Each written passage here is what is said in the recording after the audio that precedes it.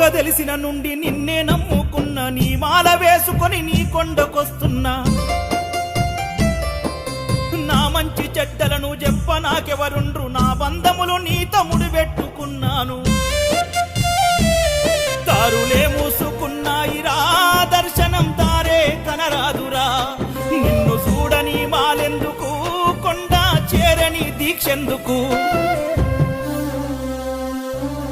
నా ఎద నిండా బాధలు ఎవరితో చెప్పుకోను అయ్యా నాకున్న దిక్కు నువ్వొక్కడే